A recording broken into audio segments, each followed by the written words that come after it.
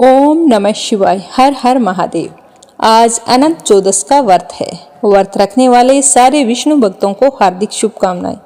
आज अपने सुनेंगे अनंत चौदस व्रत में सुनी जाने वाली संपूर्ण कथा। तो आप सभी इस कथा को श्रद्धा भाव से पूरा सुनना, क्योंकि आधी अधूरी कथा सुनने से हमें हमारे व्रत का पुण्य फल नहीं मिलता।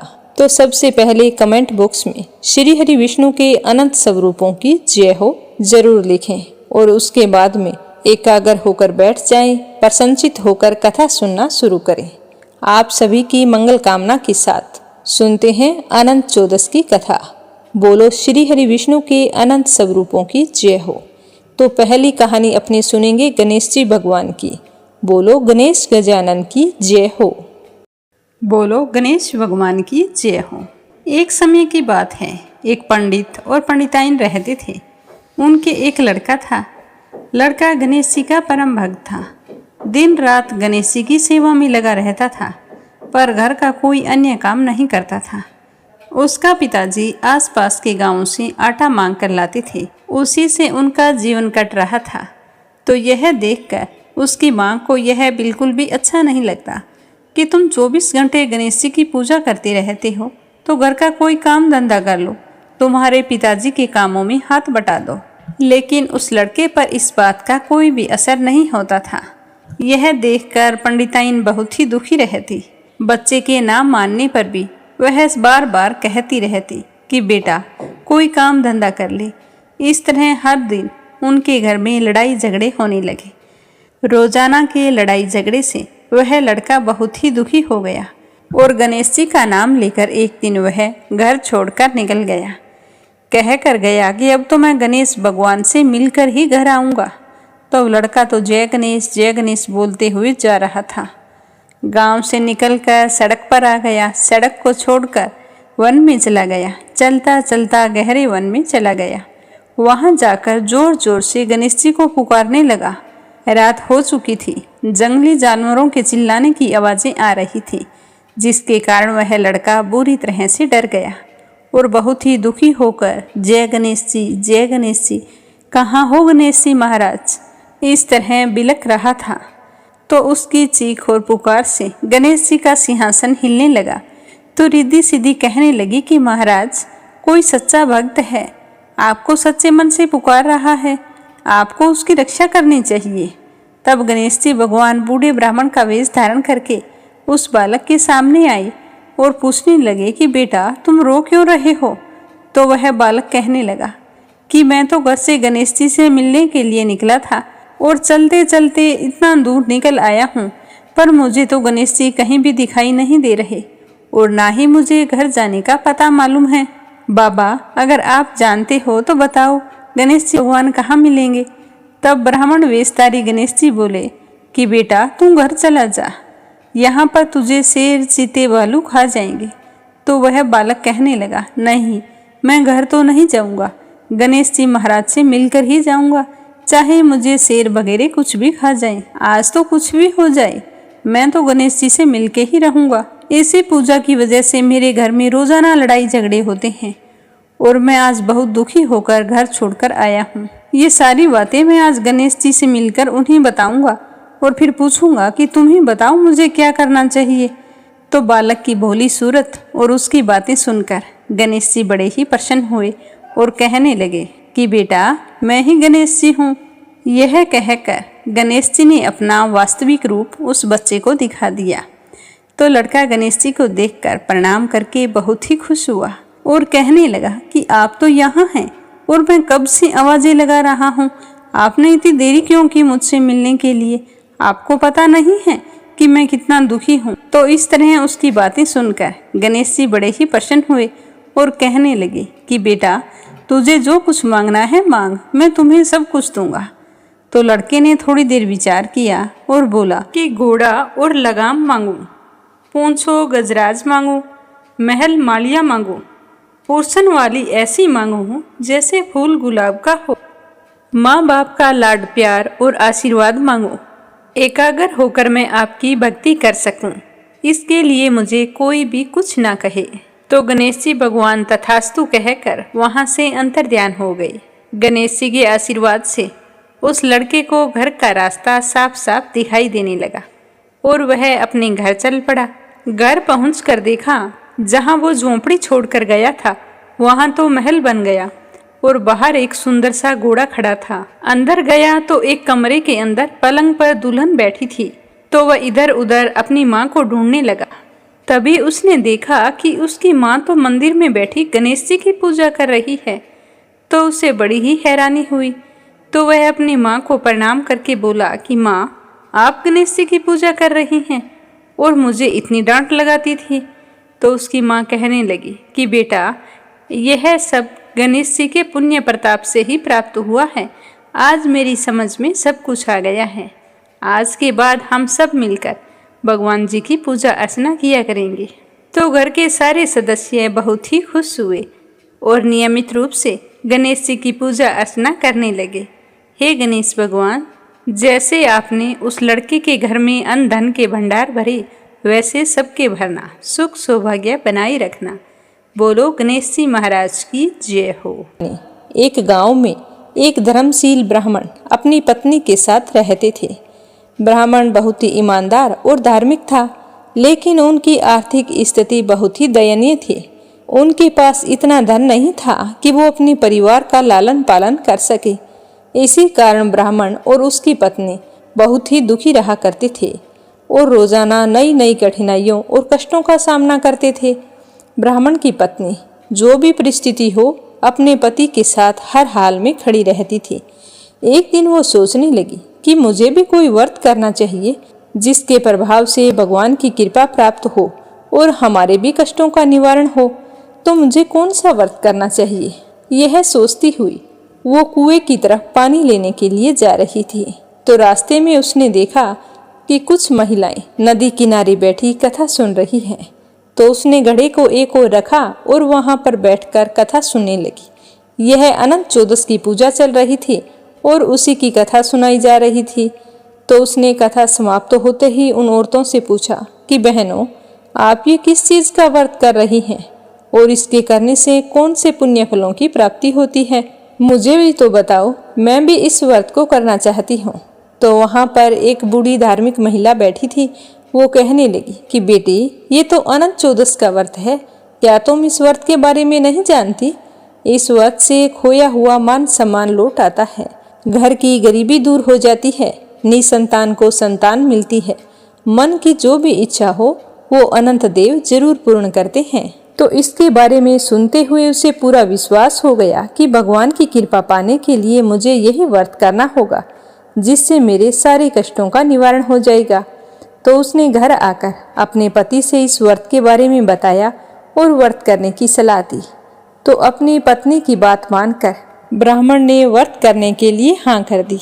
उन्होंने तय किया कि वे अनंत चतुर्दशी का व्रत पूरी श्रद्धा और विधि विधान से करेंगे। तो ब्राह्मण ने व्रत की तैयारियां की और अनंत चौदस के दिन उन्होंने भगवान विष्णु के अनंत रूप की पूजा करने के लिए आवश्यक सामग्री इकट्ठी की और विशेष धागा तैयार किया, जिसमें 14 गांठें लगी थी। 14 गांठें 14 लोकों का प्रतीक होती है। ब्राह्मण ने इस धागे को अपनी पूजा में शामिल किया और पूरे दिन उपवास रखने का संकल्प लिया।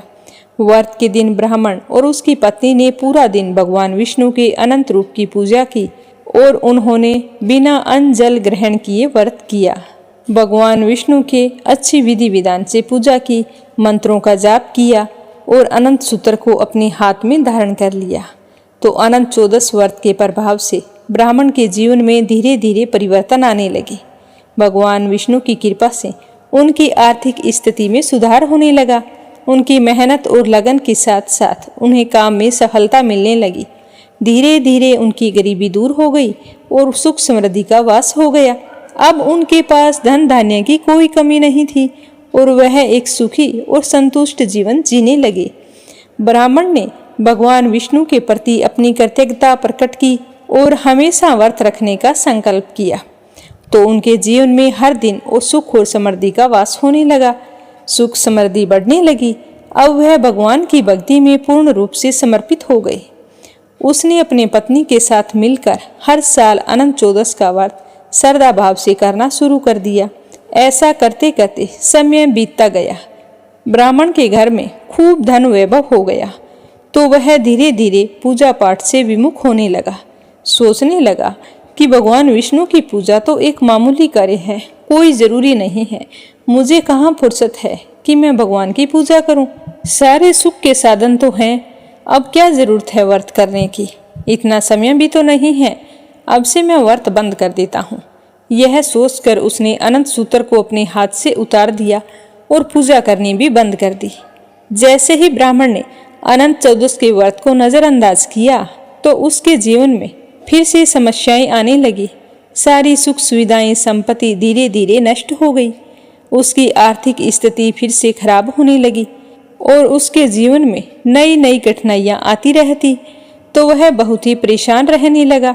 एक दिन वह अपनी पत्नी से कहने लगा कि क्या बात है, हमारे पास इतना धन वैभव होकर अब फिर से हम उन्हीं समस्याओं का सामना कर रहे हैं जिसका हम सालों पहले करते थे। तो उसकी पत्नी कहने लगी कि स्वामी, जब हम गरीब थे तो हमने पूरी श्रद्धा से विष्णु जी की पूजा आराधना की और अनंत चतुर्दशी का व्रत किया था, और धन वैभव हो जाने के कारण हम में अहंकार आ गया है और व्रत करना छोड़ दिया है। मुझे तो लगता है उसी व्रत को छोड़ने के कारण हमारे जीवन में फिर से यह दुख लौट आए हैं। तो ब्राह्मण को अपनी गलती का एहसास हो गया और उन्होंने भगवान विष्णु की शरण में जाने का निर्णय लिया। फिर से जब अनंत चतुर्दशी का व्रत आया तो व्रत का पूरे विधि विधान के साथ संकल्प किया और कहा कि आज के बाद मैं कभी भी श्रद्धा भाव में कमी नहीं आने दूंगा, आप मेरी गलती को क्षमा करें। तो इस बार ब्राह्मण ने और भी अधिक श्रद्धा और समर्पण के साथ व्रत रखा, पूरे विधि विधान से व्रत किया, अनंत सूत्र को फिर से अपनी कलाई पर बांधा और पूरी श्रद्धा से पूजा की। तो भगवान विष्णु उनकी सच्ची भक्ति और श्रद्धा को देखकर बहुत ही प्रसन्न हुए, जिसके प्रभाव से ब्राह्मण की आर्थिक स्थिति फिर से ठीक होने लगी और एक बार फिर से समृद्धि और सुख शांति का वास हो गया। उसने जीवन भर अनंत चतुर्दशी का व्रत नियम पूर्वक किया और श्रद्धा के साथ व्रत का पालन करता रहा और भगवान विष्णु के प्रति अपनी भक्ति को बनाए रखा, जिसके चलते वह अपने जीवन में सारे सुखों का भोग करते हुए अंत में विष्णु लोक को गया। इसीलिए व्रत के लिए पूरे श्रद्धा भाव जरूरी होते हैं। पूजा और व्रत में श्रद्धा, निष्ठा और नियमितता का अत्यंत महत्व होता है। जब हम भगवान के प्रति पूर्ण विश्वास और समर्पण के साथ पूजा करते हैं तो उनकी कृपा से हमारी सारी समस्याओं का समाधान होता है और जीवन में सुख समृद्धि आती है। अगर हम पूजा करते हैं लेकिन श्रद्धा नहीं रखते, पूजा को नजरअंदाज कर देते हैं, कभी जल्दी तो कभी देरी से, इस तरह पूजा करने से हमें हमारे जीवन में तरह तरह की कठिनाइयों का सामना करना पड़ता है। अगर मन में श्रद्धा भाव ना हो और एक ही समय पूजा ना कर सके तो हमें पूजा नहीं करनी चाहिए। प्राचीन समय की बात है, एक नगर में सुमंत नाम का महाविद्वान ब्राह्मण रहता था। सुमंत धर्म कर्म में खूब आस्था रखने वाला व्यक्ति था। उसकी पत्नी का नाम था दीक्षा। दोनों की एक सुंदर और धार्मिक कन्या थी जिसका नाम सुशीला था। सुमंत अपनी पत्नी और बेटी के साथ बहुत ही खुश रहा करता था। उन्हें कोई चीज की कमी नहीं थी। समय बीतता गया लेकिन होनी को कौन टाल सकता है। जब सुशीला कुछ बड़ी हुई तो उसकी माता की कोई कारणवश मृत्यु हो गई। दीक्षा के मृत्यु के बाद में सुमंत बहुत ही दुखी रहने लगा। तो उसे इतना उदास देखकर उसके सगे संबंधियों ने उसे दूसरी शादी करने की सलाह दी। तो सुमंत ने कहा कि मेरी एक बेटी है, मैं दूसरी शादी नहीं करना चाहता। पर सभी के दबाव देने पर उसने शादी के लिए हाँ कर दी और सुमंत की दूसरी शादी करवा दी गई। लेकिन सुमंत की दूसरी पत्नी स्वभाव से बहुत ही कठोर और निर्दयी थी। उसका नाम था करकसा। वह नाम के अनुसार ही बर्ताव किया करती थी। वह आते ही सुशीला को तंग करने लगी और उसे तरह तरह से परेशान करती थी। घर के सारे कामकाज करवाती, खाने के लिए भी ढंग से नहीं देती। फिर भी सुशीला बोलकर कुछ नहीं कहती। करकसा को उसे देखकर कभी भी दया नहीं आई। वो तो सिर्फ उससे पीछा छुड़ाना चाहती थी। तो उसने एक दिन मौका देखकर सुमंत से कहा कि स्वामी, हमारी बेटी विवाह योग्य हो गई है और हमें इसका विवाह कर देना चाहिए। तो सुमंत ने एक योग्य ऋषि कौंडिन्य के साथ अपनी बेटी का विवाह कर दिया। कौंडिन्य ऋषि एक तपस्वी और ज्ञानी व्यक्ति थे। विवाह के बाद सुशीला अपने पति के साथ रहने लगी। लेकिन उनके पास कोई विशेष संपत्ति नहीं थी और वे साधारण जीवन बिता रहे थे। एक दिन कौंडिन्य ऋषि ने सोचा कि मैं सुशीला को ले जाकर नए स्थान पर रहूंगा और वहां पर जाकर अपना कोई नया काम शुरू करूंगा। तो दोनों एक लंबी यात्रा पर निकल पड़े। यात्रा के दौरान जब वो एक नदी के किनारे रुके तो सुशीला ने देखा कि कुछ महिलाएं वहां पर भगवान विष्णु के एक विशेष रूप अनंत भगवान की पूजा कर रही हैं। इन स्त्रियों ने अनंत देव के समान में एक धागा, जिसे अनंत सूत्र कहा जाता है, अपने हाथ पर बांध रखा था और पूरी श्रद्धा और विश्वास से पूजा कर रही थी। दीपक जलाई, भोग चढ़ा रहे थे और अनंत देव की कथा भी सुनी जा रही थी। तो वो भी वहां पर बैठकर कथा सुनने लगी। सुशीला इस दृश्य को देखकर बहुत ही प्रभावित हुई। कथा समाप्त होते ही वो उनसे पूछने लगी कि बहनों, आप किस भगवान की पूजा कर रही हैं और यह कौन सा व्रत है? इसे करने से क्या फल मिलता है? तो एक महिला कहने लगी कि हम अनंत भगवान की पूजा कर रहे हैं। यह अनंत चौदस का व्रत है। जो भी इस व्रत को करता है और इस अनंत सूत्र को अपने हाथ में बांधता है, उसके जीवन में कभी कोई कष्ट नहीं आता और वह धन धान्य से संपन्न हो जाता है। अनंत भगवान श्री हरि विष्णु का ही रूप है, जो संसार के सारे दुखों को हरने वाले हैं। इस व्रत को करने से जीवन में सुख समृद्धि बनी रहती है और मन की मुराद पूरी होती है। तो यह सुनकर सुशीला बहुत ही खुश हुई और सोचने लगी कि क्यों ना मैं भी इस व्रत को करूं, तो क्या पता हमारा भी काम अच्छा चलने लगे। तो उसने अनंत चतुर्दशी का व्रत करने का निश्चय किया और पूरे श्रद्धा और विश्वास के साथ अनंत देव की पूजा की, भगवान को भोग अर्पित किया और अनंत सूत्र को अपने हाथ में बांध लिया। अब वह हर साल व्रत करने लगी। तो उस व्रत के प्रभाव से उसके जीवन में सुख समृद्धि का प्रवेश हो गया और उनका जीवन पहले से बेहतर और संपन्न हो गया।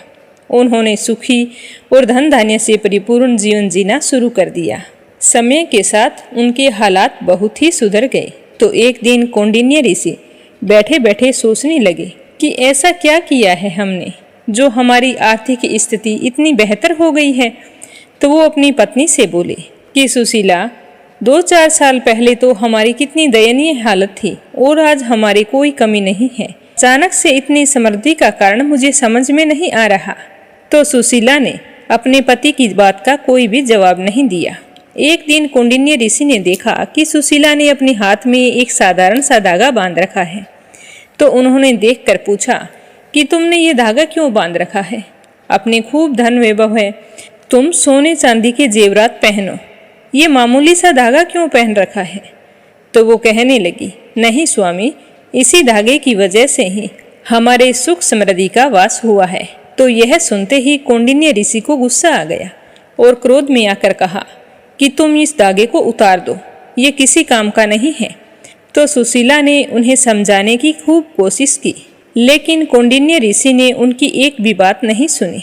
वो मानने के लिए तैयार नहीं थे कि यह अनंत भगवान का धागा है और इसी के कारण उनके जीवन में सुख समृद्धि आई है। कौंडिन्य ऋषि ने तो अंधविश्वास मानते हुए उस धागे को उतारकर अग्नि में फेंक दिया। जैसे ही उन्होंने अनंत सूत्र को हटाया तो उनके जीवन की दुर्गति शुरू हो गई। जो सुख समृद्धि लगातार बढ़ रही थी वह बंद हो गई। हर चीज में घाटा लगने लगा। वो फिर से गरीबी में डूब गए और उनका जीवन दुख में हो गया। कौंडिन्य ऋषि बहुत ही दुखी रहने लगे।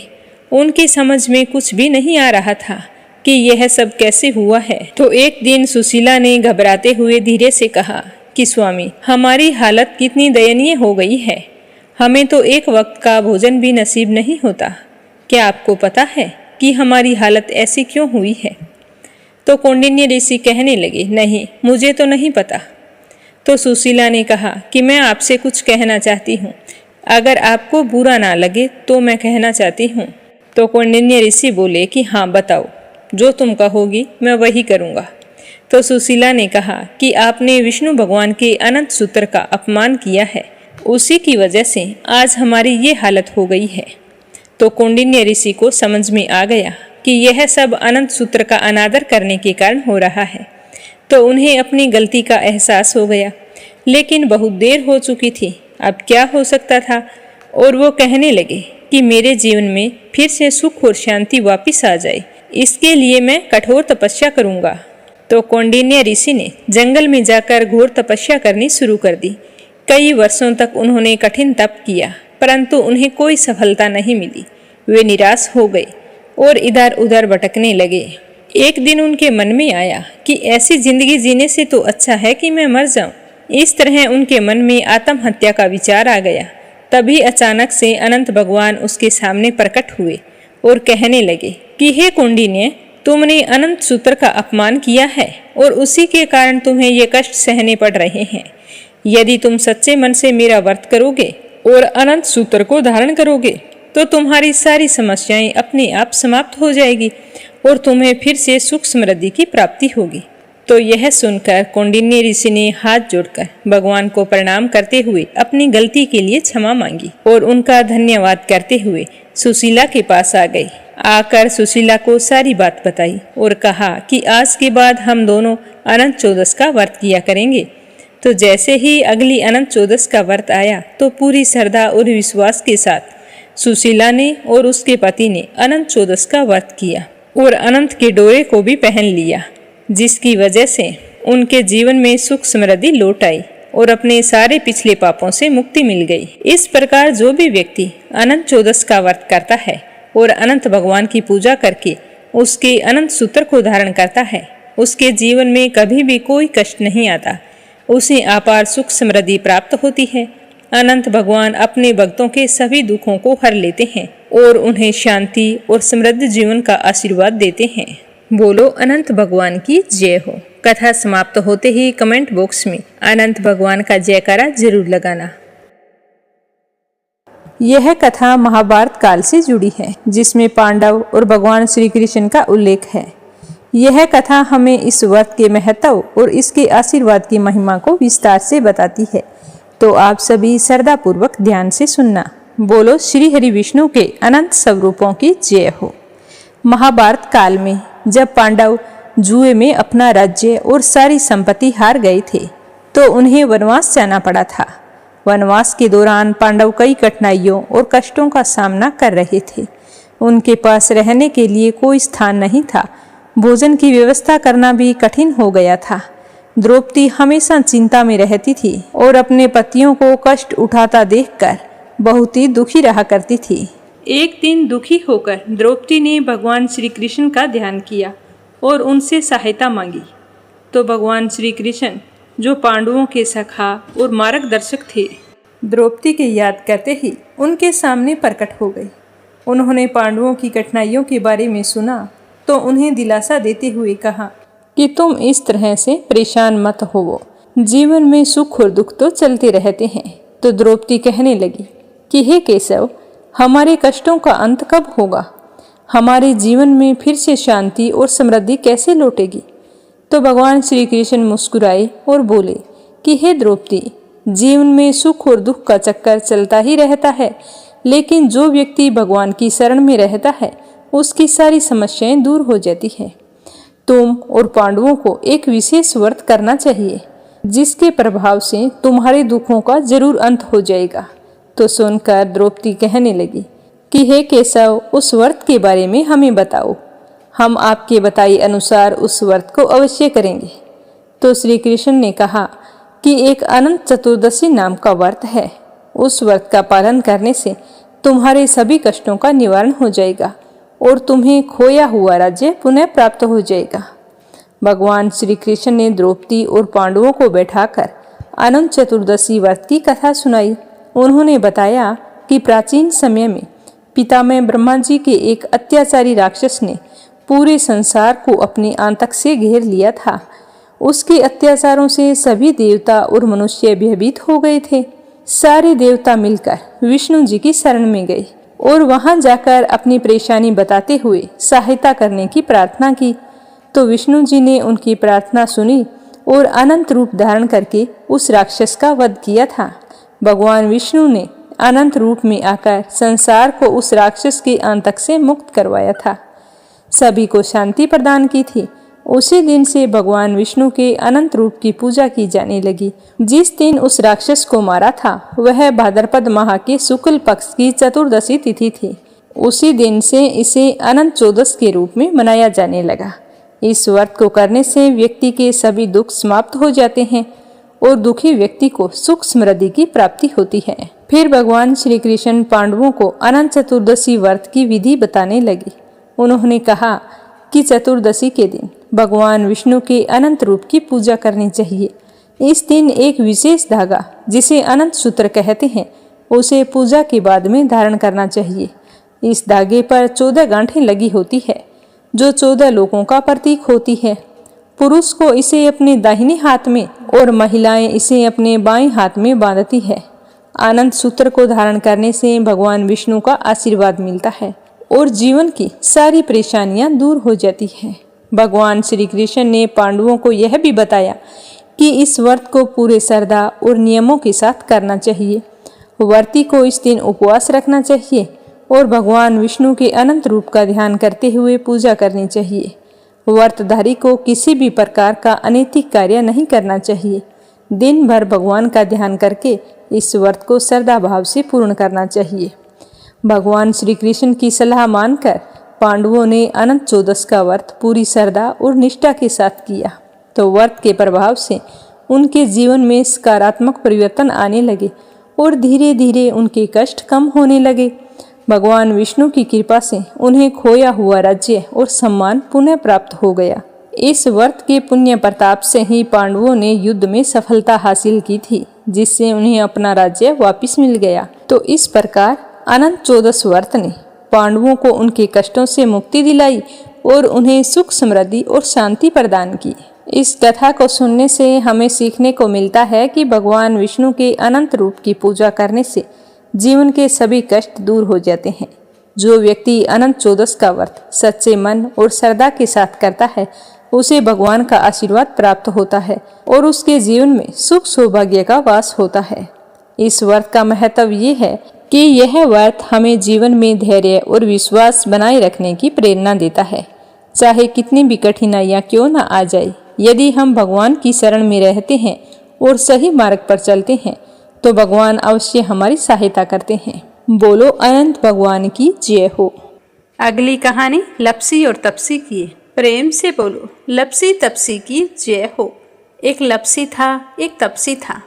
तपसी हमेशा भगवान की तपस्या किया करता था और लपसी रोजाना 1.25 सेर की लापसी बनाता और सबसे पहले भगवान को भोग लगाता, उसके बाद स्वयं भोजन कर लेता। इसी तरह दोनों की दिनचर्या चल रही थी। एक दिन दोनों भाइयों में कोई बात को लेकर कहासुनी हो गई तो दोनों जोर जोर से लड़ने लगे। लपसी कहने लगा कि मैं बड़ा हूँ, मैं रोजाना भगवान को भोग लगाता हूँ। तो तपसी कहने लगा कि मैं तो रोजाना तपस्या ही करता रहता हूँ, तो मैं बड़ा हूँ। इस तरह लड़ते लड़ते दोनों जोर जोर से बोलने लगे। तभी वहां से नारद जी गुजर रहे थे और उन दोनों की आवाज़ सुनकर उनके पास आ गए और बोले कि तुम दोनों लड़ क्यों रहे हो। तो लपसी बोला कि मैं इसे कब से समझा रहा हूँ कि मैं बड़ा हूँ, पर ये तो कहता है कि मैं बड़ा हूँ।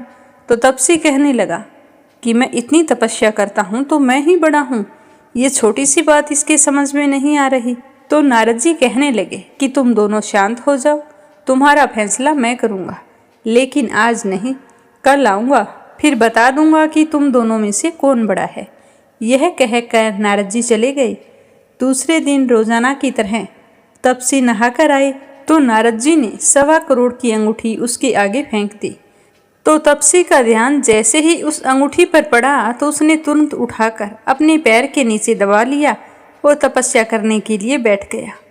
तो नारद जी ने दूसरी अंगूठी लपसी के सामने फेंक दी। तो लपसी ने अंगूठी को देखकर भी अनदेखा कर दिया और लापसी बनाने लगा। बनाने के बाद में भगवान को भोग लगाकर स्वयं भोजन करने के लिए बैठ गया। तो नारद जी उनके सामने आ गए। तो नारद जी को देखते ही वो दोनों पूछने लगे कि नारद जी अब आप बताओ, हम में से कौन बड़ा है। तपसी कहने लगा कि मुझे ही बड़ा बताना, क्योंकि मैं ही बड़ा हूँ। तो नारद जी बोले कि तुम खड़ा होकर तेरा पैर तो उठा। तो जैसे ही उसने खड़ा होकर पैर उठाया तो उसके पैर के नीचे अंगूठी थी। तो नारद जी कहने लगे कि ये अंगूठी तूने चुराई है, तुझे तेरी तपस्या का कोई फल नहीं मिलेगा, क्योंकि ये अंगूठी मैंने ही तुम दोनों के आगे फेंकी थी।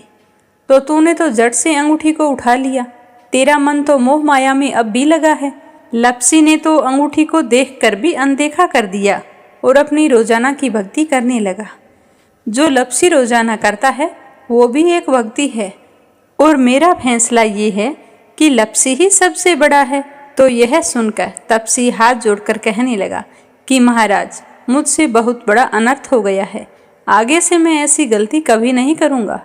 पर आप मुझे बताओ, मैंने भक्ति तो सच्चे मन से की है, तो मुझे उस भक्ति का फल कैसे मिलेगा? तो नारद जी कहने लगे कि रोटी बनाकर गाय और कुत्ते की रोटी नहीं बनाएगा, उसका फल तुझे ही मिलेगा। रोटियां बनाकर पीछे से सुबह छोटी रोटी नहीं बनाएगा, उसका फल, और शाम को रोटी बनाकर पीछे से एक बड़ी रोटी नहीं बनाएगा, उसका फल भी तुझे ही मिलेगा। ब्राह्मण को भोजन करवाकर दक्षिणा नहीं देगा तो वो फल भी तुझे ही मिलेगा। सूट, साड़ी, तिवल अगर हम किसी को देते हैं तो उसके ऊपर भेंट स्वरूप अगर कुछ रुपए नहीं देंगे तो उसका फल भी तुझे ही मिलेगा। अगर कोई दिए से दिया जलाएगा तो उसका फल भी तुझे ही मिलेगा। व्रत रख कर अगर कोई सारी कहानी सुन ले लेकिन तुम्हारी इस लप्सी तपसी की कहानी को नहीं सुनेगा तो उसका फल भी तुम्हें ही मिलेगा। तो इस तरह का आशीर्वाद पाकर तपसी बड़ा ही प्रसन्न हुआ। कहा जाता है कि उसी दिन से हर व्रत कथा के बाद में लप्सी तपसी की कहानी जरूर सुननी चाहिए। कहानी सुनने के बाद में कहना चाहिए कि लप्सी का फल लप्सी को मिले, तपसी का फल तपसी को मिले। हमारी कहानी का, हमारे व्रत का और हमारे पूजा पाठ का पुण्य फल हमें मिले। थी अनंत चौदस व्रत में सुनी जाने वाली संपूर्ण कथा।